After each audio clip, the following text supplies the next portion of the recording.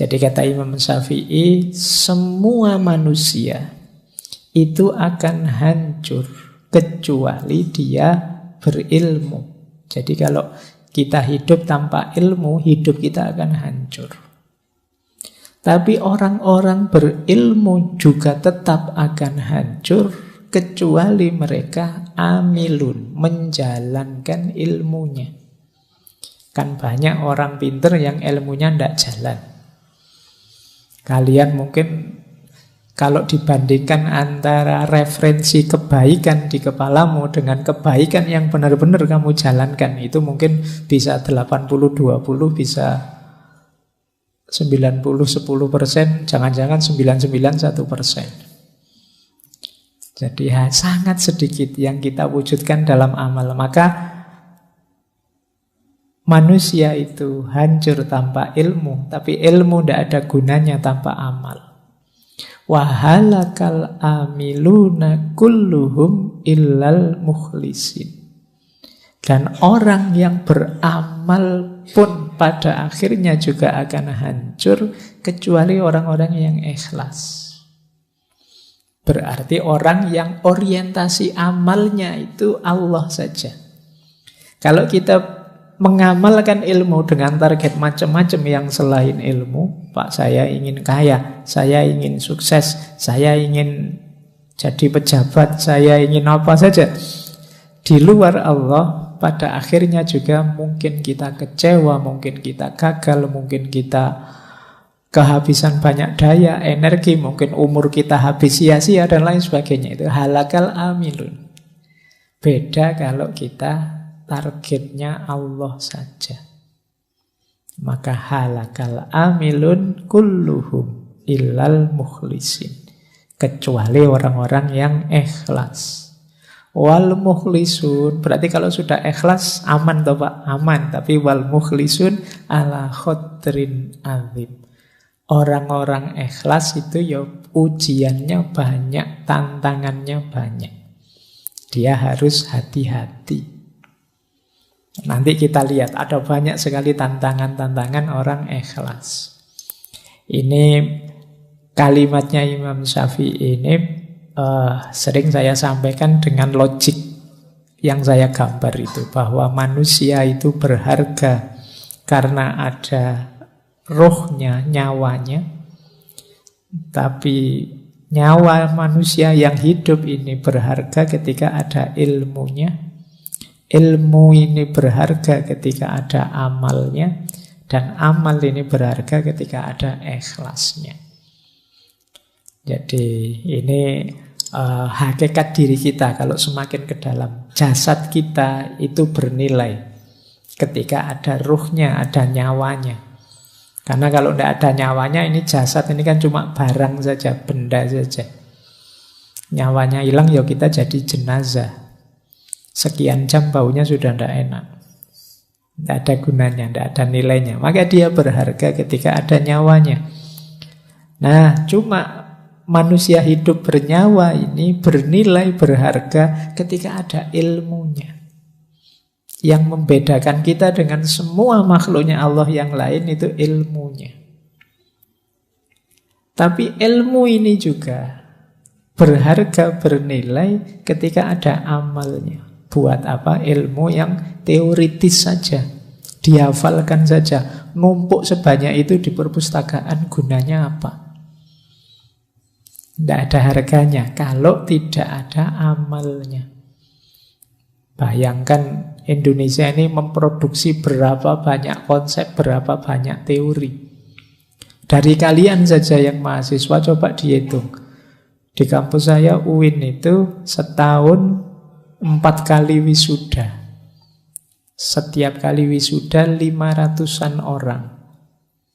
Berarti 2000 satu tahun.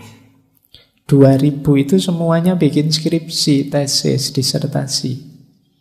Bayangkan kalau setiap skripsi, setiap tesis tadi menyumbangkan sesuatu untuk hidup kita berbangsa, bernegara, beragama. Kontribusinya adalah kecil saja dari satu skripsi. Dari kampusku saja 2000 kontribusi setiap tahun. ditambah kampusmu, ditambah kampus yang lain, berapa ribu kampus di Indonesia ini. Oh, itu kalau ada dimensi amalnya semua, Indonesia ini jaya sudah. Luar biasa. Cuma ya kan kalian tahu sendiri kan pada akhirnya skripsimu itu yang numpuk di perpustakaan. Isinya juga begitu-begitu. Nanti ditiru adik kelasmu. Iya. Ya sekarang ada Turnitin tidak bisa jiplak, tapi kan ya kamu sudah pinter ganti kalimat. Apalagi saya kemarin ada yang cerita itu ada trik-triknya Pak biar tidak terdetek oleh Turnitin. Ya, ya wis pintermu memang di situ. Jadi ya makanya akhirnya ya apa kalau bahasa agama jadi tidak barokah ilmumu. Cuma numpuk di perpustakaan. Kamu juga saya yakin waktu nggarap skripsi kan tidak terbersit nawa itu ilmu lillahi ta'ala. Bayanganmu kan sementing ndang lulus, sementing cuma itu dok pikiranmu. Ndang dapat gelar, ndang tidak ditanya-tanya kapan lulus, pikiranmu itu saja. Ya sudah. Ya kita memanen apa yang kita tanam. Apalagi level paling tinggi ikhlas. Jadi sudah diamalkan pun kita masih perlu ikhlasnya. Baik, ini keutamaannya. Buahnya ikhlas itu antara lain jiwamu tenang. Kalau kamu fokusnya hanya Allah saja, yakinlah bahwa Allah tidak mungkin mengecewakanmu. Beda dengan yang lain. Kalau orientasimu Allah saja, jiwamu pasti tenang. Kalau jiwamu tenang, rohanimu kuat, mentalmu tangguh, tidak mudah terpengaruh. Kalau kamu rohanimu kuat, jiwamu tenang, istiqomah jadi mudah. Ini 2 minggu yang lalu kita membahas istiqomah ya. Berarti di antara tipsnya untuk bisa istiqomah apa? Ikhlaslah. Orang itu sulit istiqomah biasanya ketika ada motif lain dari kebaikan yang dilakukan.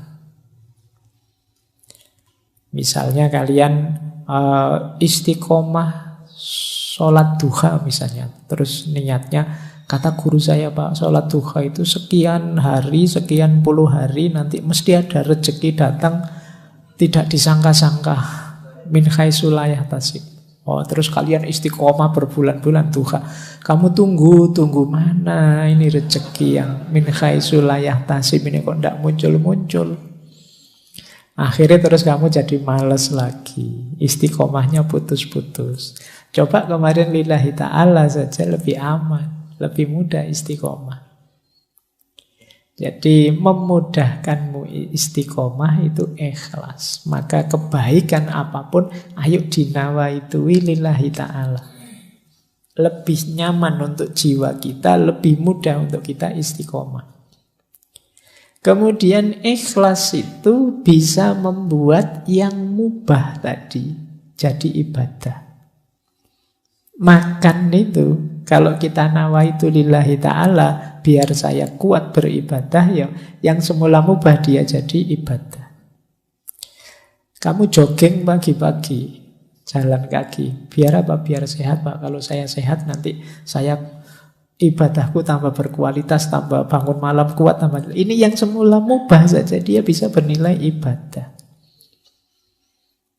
Kamu ngopi itu kan mubah saja. Nah, kalau kamu bisa ngatur niatnya, saya ngopi ini biar kuat melek Pak. Kalau kuat melek, saya bisa tahajudnya, bisa tidak terganggu oleh ngantuk, bisa. Loh, niatnya ibadah. Bukan nonton sepak bolanya, tapi ibadahnya. Jadi yang mubah bisa jadi ibadah. Kalau ditempeli ikhlas, lillahi ta'ala. Untuk kepentingannya Allah, ujungnya tetap Allah saja. Kemudian bahkan keinginanmu untuk ikhlas, nawa itu ikhlas, itu sudah ada pahalanya sebelum dilakukan, bahkan sebelum tuntas pun sudah ada keutamaannya, ada pahala-pahala dari Allah. Niat baik saja itu kan sudah pahala. Ya niat yang baik itu kan ya niat lillahi ta'ala. Jadi sebelum dijalankan kebaikan itu masih dalam bentuk niat saja untuk Allah, itu sudah pahala. Apalagi sudah dijalankan. Kemudian tentu saja ikhlas itu membuahkan pertolongan dan perlindungan Allah. Kalau ini sisi vertikal. Sisi horizontalnya apa? Membuat kita kuat, teguh saat ada kesulitan. Jadi makanya orang itu yang orientasinya Allah saja, kesulitan apapun tidak membuat dia gelisah. Nah itu seperti munajatnya Nabi waktu beliau dikejar-kejar di Taif, dilempari batu itu kan. Beliau bilang, in lam takun wadiban alayya fala ubali. Meskipun aku berdarah-darah seperti ini, ditolak oleh umatku sendiri, dikejar-kejar seperti orang gila, asal engkau tidak murka padaku ya Allah, aku tidak peduli. Oh ini berarti apa? Mentalnya kuat, teguh menghadapi persoalan. Kalau cuma tidak lulus ujian, terancam DO, tidak masalah. In lam takun wadiban alayya fala ubali ya Allah. Tapi kalau tidak lulusmu karena malas, ya Allah marah. Jadi lakukan kebaikan semaksimal mungkin. Kalau hasilnya tidak seperti yang kamu harapkan, tidak masalah. Yang penting Allah ridho. Allah itu ridho karena engkau tidak nabrak aturan-aturan yang Dia tetapkan. Jadi ini buahnya orang ikhlas. Dari vertikal, horizontal, ke dalam, keluar itu buahnya sangat positif. Latihanlah untuk jadi orang ikhlas. Baik, kita lanjutkan. Nah, sekarang muhasabahnya, ayo dicek. Dalam diri kita ini sudah ada kualitas ikhlas atau belum? Ini ada beberapa ciri. Kita ambil dulu ciri umum ya. Ini tanda-tanda kita sudah ikhlas. Yang pertama apa? Melakukan sebaik mungkin kebaikan termasuk ibadah meskipun sedang sendirian. Nah, ini berarti kita ciri-ciri orang ini ikhlas. Fokusnya Allah saja. Kalimat meskipun sedang sendirian ini penting. Karena kadang-kadang kita itu kalau pas banyak orang gayane, kalau ngimami suratnya panjang-panjang. Tapi begitu sendiri yo, kuluhu sama ina atau ina. Cowopet sholatnya. Itu ciri-ciri kamu ada riyaknya. Jadi biasanya kan begitu. Kita kalau ada banyak orang pamernya dikedepankan. Itu kemungkinan tidak ikhlas. Baik kalau pas banyak orang saja. Kalau tidak ada orang, aslinya kelihatan. Ini ciri-ciri belum ikhlas. Tidak lillahi ta'ala, masih karena orang. Yang kedua, masih mau mendengarkan nasihat atau petunjuk. Orang itu ketika ingin dekat dengan Allah, ingin perjalanannya lurus menuju Allah, itu biasanya takut salah jalan, takut tidak diridhoi Allah. Ini membuat dia tidak berhenti belajar. Ketika dia tidak berhenti belajar, ya dia terbuka terus untuk memperbaiki diri, biar tambah dekat dengan Allah, biar tambah dekat dengan Allah. Jadi cirinya orang ikhlas itu semangat belajarnya tinggi. Kenapa? Dia ingin lebih baik, lebih dekat terus pada Allah. Khawatir keliru, jangan-jangan mulutku saja yang lillahi ta'ala, tapi perbuatanku belum. Maka dia berusaha terus-menerus untuk belajar. Yang ketiga, orang ikhlas itu tidak ingin menonjol dan tidak suka dipuji. Ini Mungkin mirip kita ya, cuma dibuang tidaknya. Kita kan ingin selalu menonjol, ingin selalu unggul. Kalau dicueki kita marah-marah. Jadi kalau ada yang muji senang. Nah, ini kemungkinan ya kebaikan yang kita lakukan karena orang. Kan sekarang kita melakukan apapun kan kita posting itu kan. Kita foto, kita posting biar orang tahu. Itu kalau tidak ada yang jempoli, tidak ada yang muji, tidak ada yang kita mungkin sedih sekarang. Sudah posting 1 hari lebih loh ya, ini kok yang jempoli cuma 2 misalnya. Ya. 2 itu pun ya cuma teman satu kamar. Nah kita sering begitu, kamu gelisah melakukan, kamu nunggu dipuji orang. Nah, padahal teman satu kamarnya 3, berarti yang satu nggak jempoli juga. Nah kita ingin hari ini kan peradaban hari ini itu peradaban yang sering saya sebut istilahnya FOMO itu kan, fear of missing out. Kita khawatir hilang, ingin kelihatan terus, ingin menonjol terus. Melakukan kebaikan kalau tidak diposting kan kita rasanya ada yang kurang. Kadang-kadang sholat saja kan kita posting, berangkat ke masjid nih, terus nanti di depan sana. Nah, ya kan? Terus duduk paling depan nih misalnya, terus wah, terus gitu. Kadang-kadang sholatnya pun kamu taruh HP-mu di syuting, ngaji juga begitu kamu. Ingin selalu kelihatan. Nah, baik, orang ikhlas itu tidak ingin menonjol, tidak suka dipuji. Bahwa orang muji monggo saja, itu bukan yang saya kejar. Bahwa saya kok kelihatan unggul, kelihatan menonjol di antara yang lain, tidak masalah. Tapi itu bukan target. Kemudian selalu muhasabah. Tidak merasa sudah paling benar, sudah paling ikhlas, sudah paling nomor 1. Dan yang terakhir, lebih suka beramal diam-diam, secara rahasia. Nah, tidak suka pamer itu. Ini memang agak kebalikan peradaban hari ini. Peradaban hari ini itu orang selalu ingin kelihatan.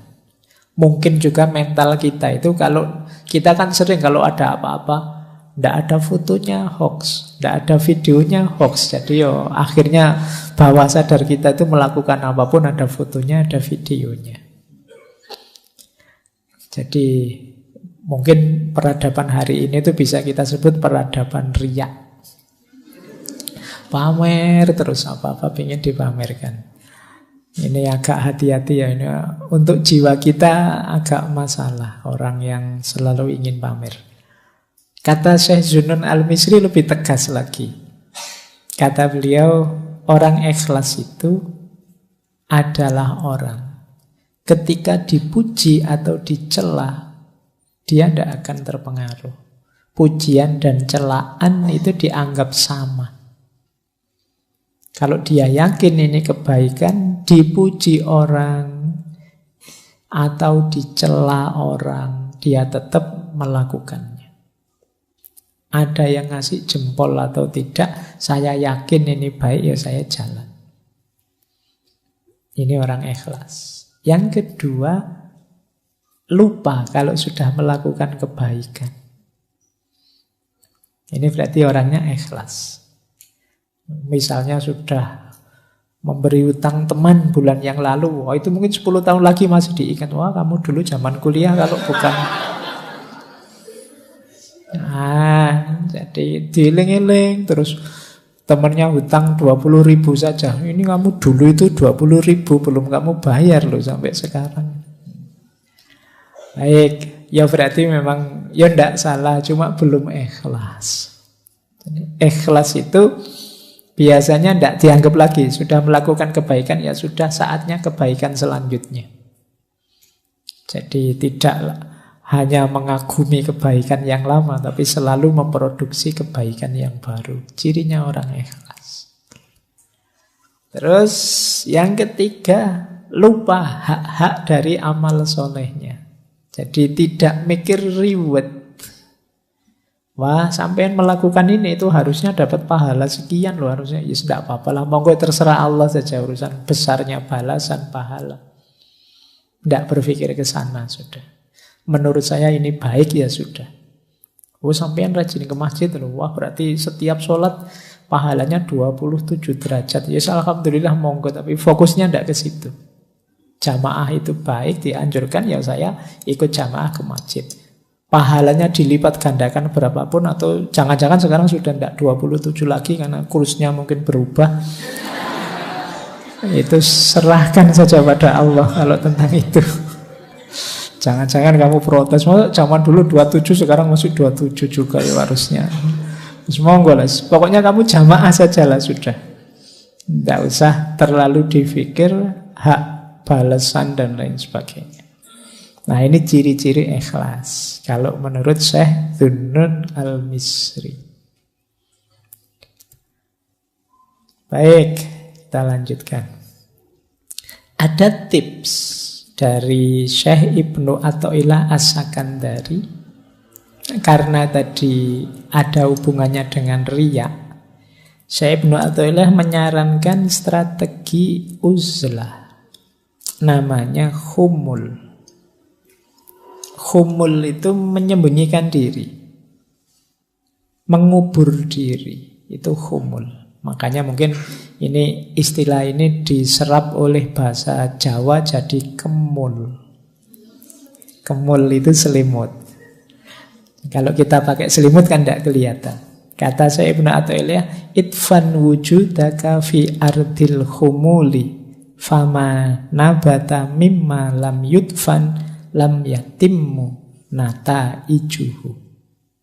Sembunyikan wujudmu pada tanah yang tidak dikenal. Sebab sesuatu yang tumbuh dari biji yang tidak ditanam tak akan berbuah sempurna. Kalau kesusu ingin tampil, kesusu ingin kelihatan, ya kita tidak akan tumbuh. Untuk bisa tumbuh, kita harus masuk dulu tidak kelihatan. Nah, ikhlas juga begitu. Ayo kita latihan ikhlas dulu. Jangan kesusu pamer dulu. Jangan kesusu ingin dikenal, ingin tampil, ingin terkenal dulu. Ayo menyempurnakan diri dulu. Ayo melatih diri dulu sampai di level ikhlas yang kita tidak lagi punya pamrih duniawi, target-target yang tidak penting selain Allah. Kalau sudah mampu ikhlas, saatnya kita kelihatan. Pasti akan kelihatan. Maka strateginya menurut saya Ibnu Athaillah khumul. Jangan kesusu pamer, fokus saja pada perbaikan diri sampai ke level ikhlas. Jadi strategi pertama ini. Strategi kedua, di sini kita baru ketemu mahabbah.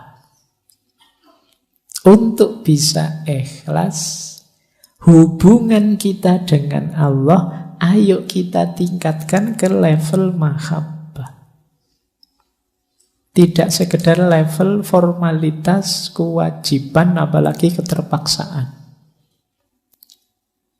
Kenapa kalau di level mahabbah lebih mudah ikhlas?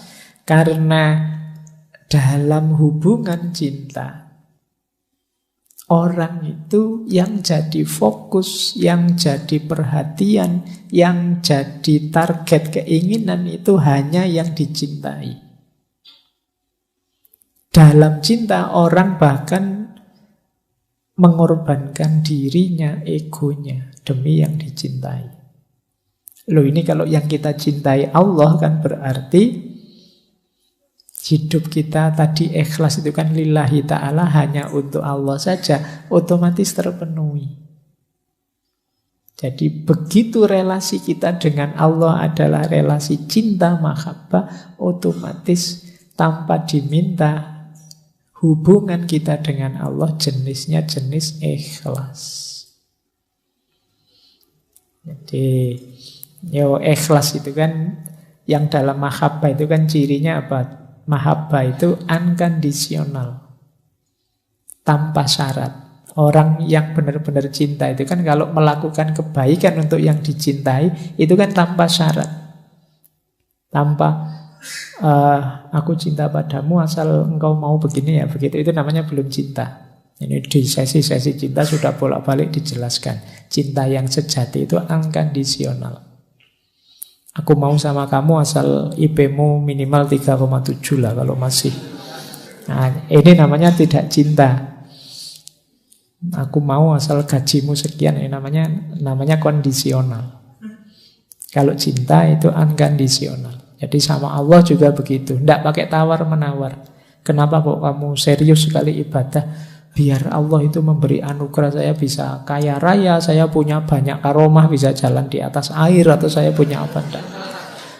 Tidak itu. Tujuanku Allah saja. Jadi fokusnya hanya Allah saja, orientasinya hanya ridhonya Allah saja.